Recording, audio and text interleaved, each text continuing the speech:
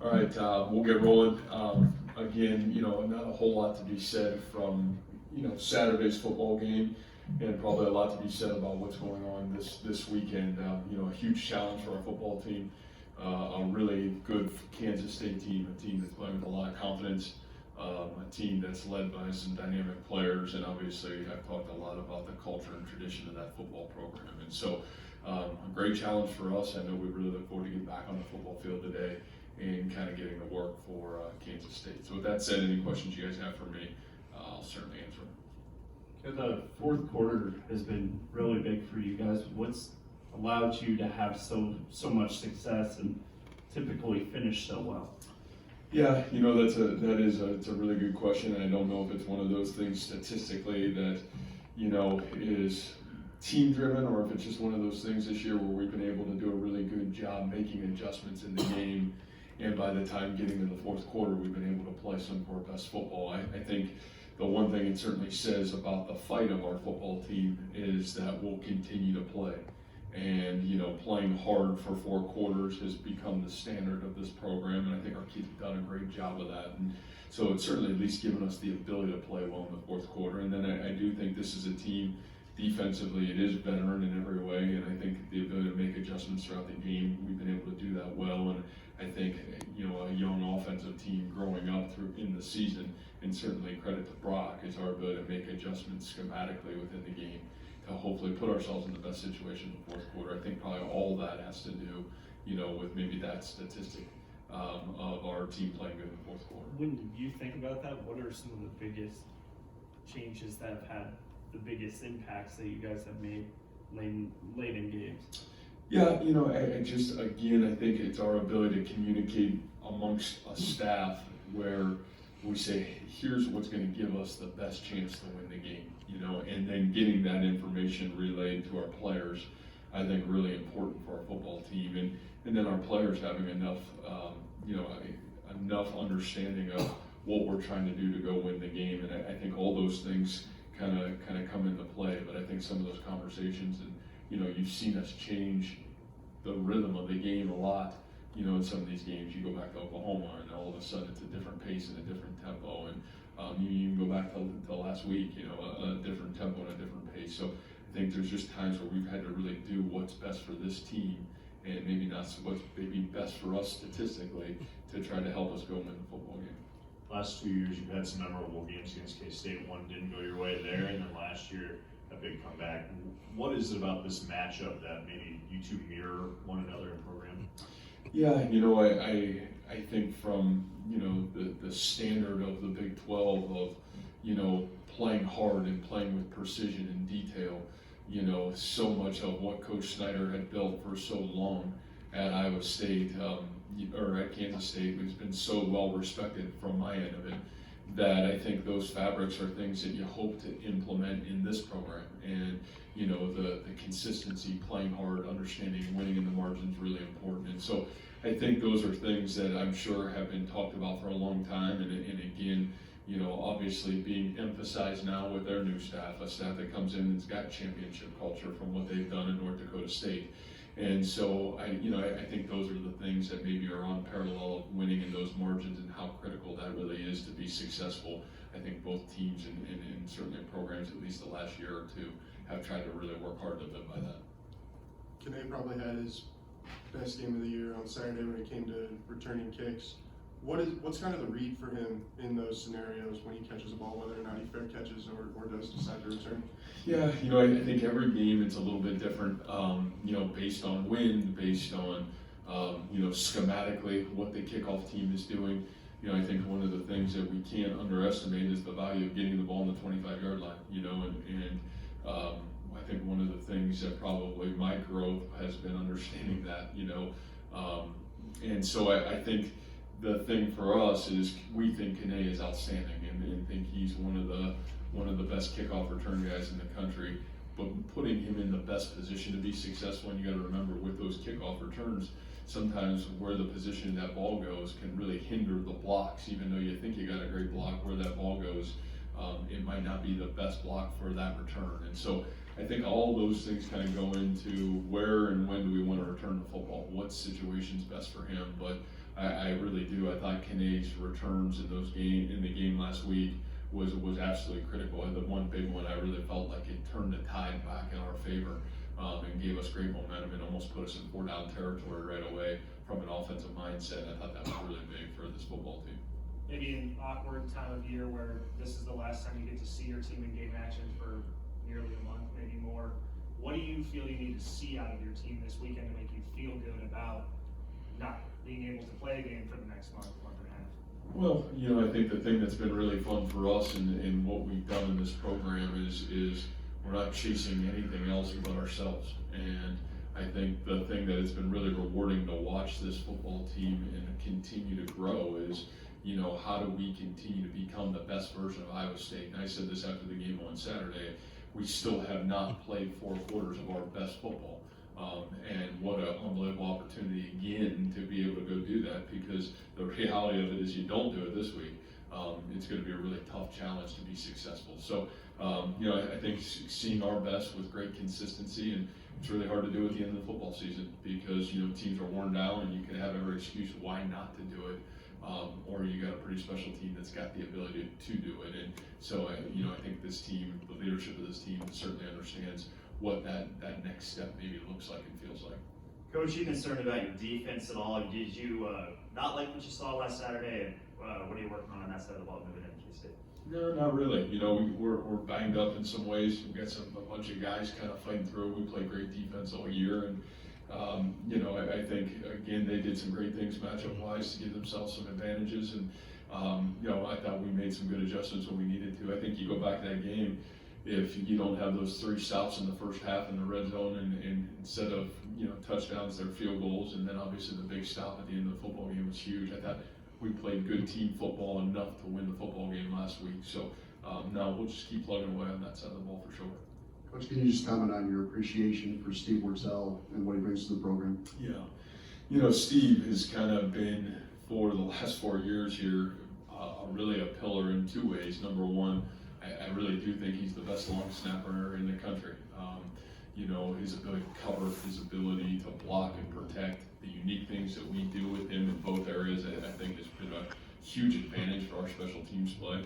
And then you talk about the leader that he is off the field for our football team. Steve's one of those guys that's, he's just got this unbelievable leadership trait, who he is, what he stands for. And I said last week to our team, I think one of the great things about Steve is he's shown us what greatness looks like. I think that when you want to be great at something and you want to attack a skill, you're willing to strain to constantly get better, and that's what Steve's done. And what that's allowed him to do is become the best in the country at what he does. So we're really proud of Steve and know that he's been an anchor for our success in this program.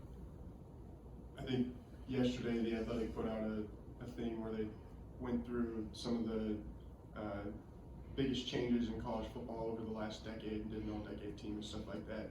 You've been head coach in college football for about that long. What are some of the things that you think you've seen change the most in that 10-year span? Yeah, I think the biggest change that's happened, probably more than anything, is defensive football catching up to the spread offense over the last 10 years. And I think I remember coming into coaching, and when I was on a defensive player playing against offenses, and you're playing against the I formation, you're playing against pro style West Coast offense, and then I got to Bowling Green, and it's like, man, there's no tight ends, and they're spreading the ball out, and they got all these crazy protections and formations, and and then everybody was doing it, and now everywhere you go, everybody's doing it. And I think what's happened is you've seen all these defenses have the ability to catch up. And I said people used to play defense from the inside out. Well, I think now you see a lot of teams play defense from the outside in. And so I think that's probably been the greatest change in college football over the last 10 years. And obviously with that evolution, it'll be interesting to see how the teams continue to adapt what now happens to offensive football. But I think that's probably been the biggest thing in the last 10 years that's really evolved greatly. You've got a chance to win 8 regular season games for consecutive years. It's been done one time in the history of the school. I mean, how important are those milestones to you in building things? Yeah, I don't really look at how important those things are to us, other than I think for me, you look at this team and this culture and you say, you can reflect back to where we were 3 years ago. And, I think the belief that really didn't exist in these walls, and now to sit and watch our kids believe and be pained when we're not playing at our best, and straining right now culturally in every way, shape, or form to become the best version of us. And I've always said this, the winning and losing, it does take care of itself in a lot of ways. And I think one of the things that it's been really fun to watch is us just continue to pound away of how do we win here at Iowa State? How do we become successful? And how do we sustain that success? Are we there yet? No. Are we getting a lot closer to where we want to be? I think you see it and you feel it. Even this season, I think this has been a season that we have grown immensely. And I said before the season started, there's more changes that happened in the last 6 months in the cultural aspect of our walls than I've ever been around. And I think you've seen that in how we've had the ability to respond to some successes, and to be honest with you, how to respond to some tough situations and play consistent football quarter to quarter.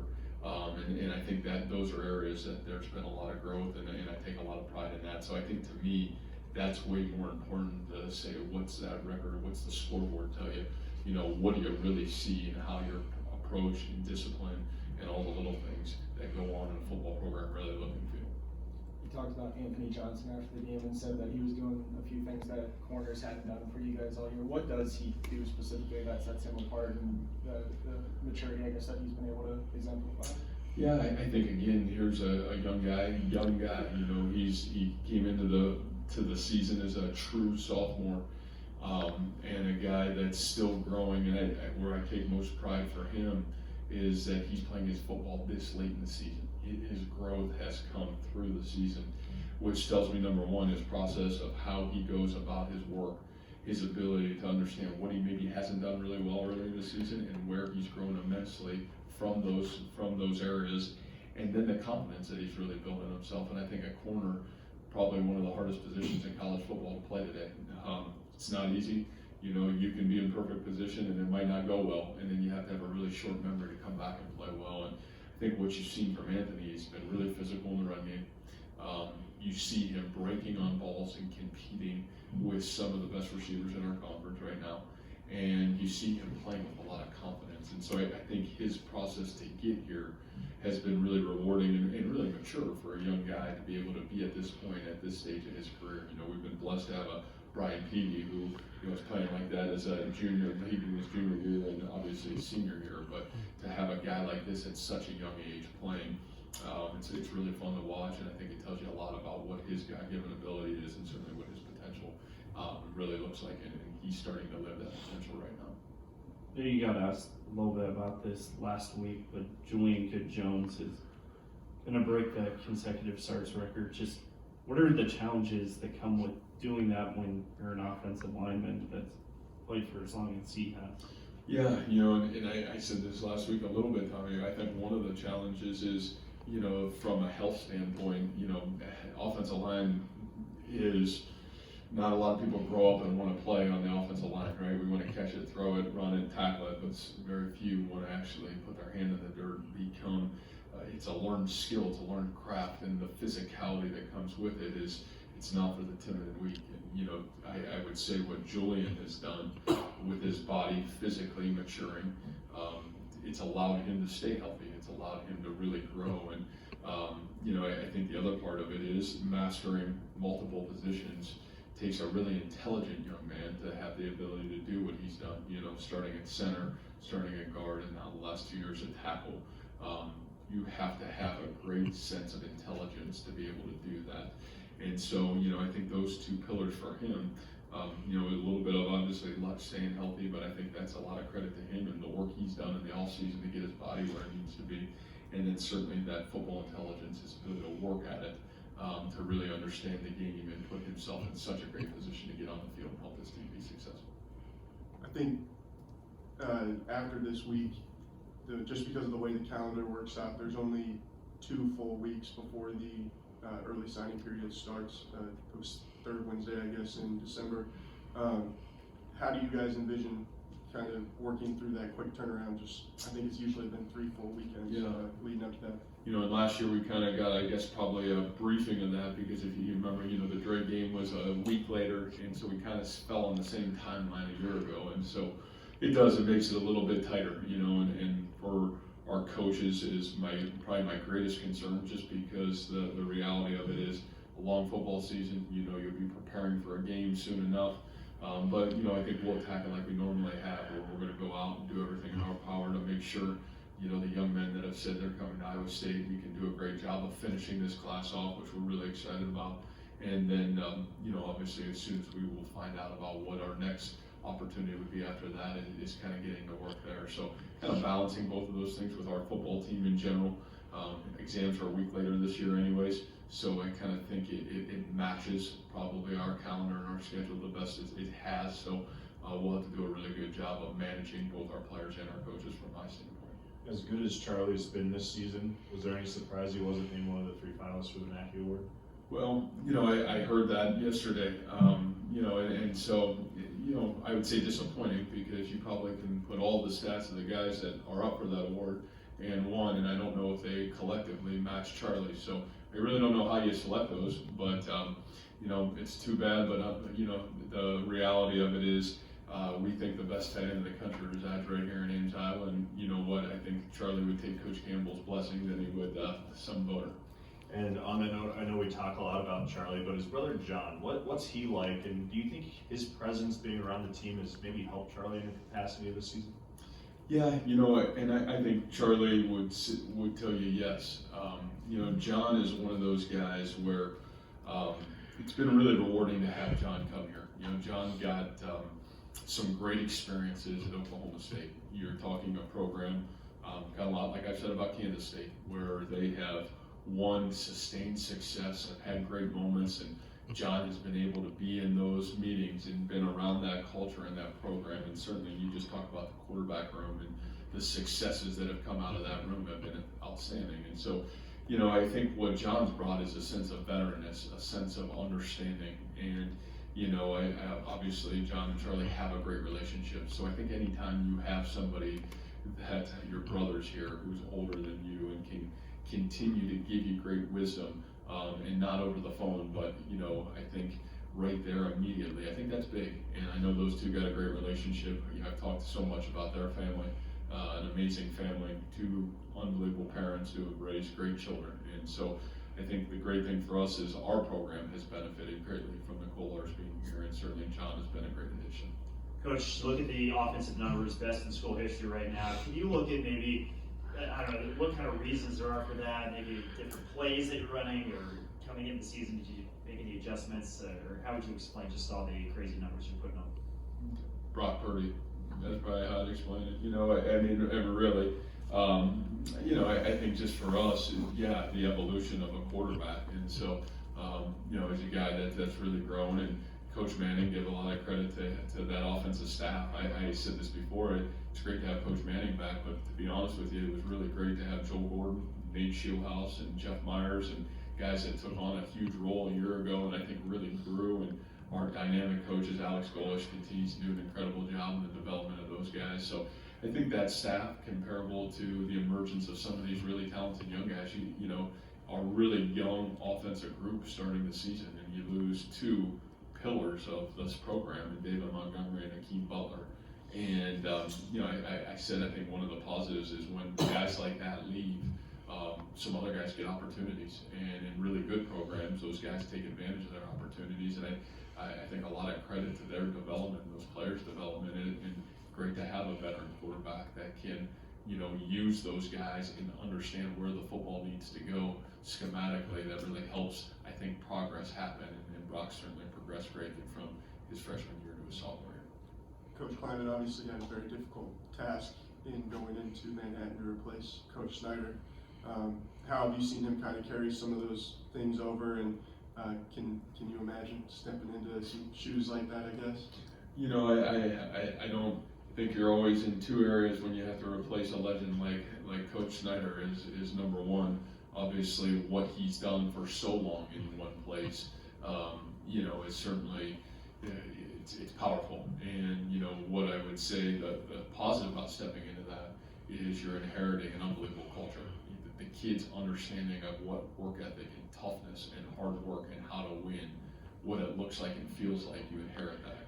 And I think what Coach Klein has brought is he's brought this. He knows obviously how to win, and I think he understands culture because he's lived it and breathed it. And, you know, probably one of the great hires in college football that would allow a transition as smoothly to take over as what they've done at Kansas State. So I think it just was a perfect match. When you watch Kansas State play on film, it's almost verbatim of what you've seen for the last 10 years. You know, they're physical and tough on the offensive side of the football. They don't beat themselves.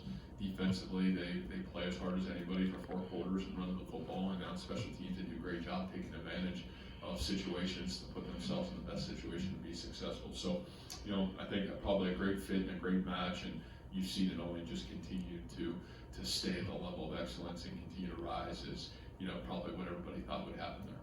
All right, Coach.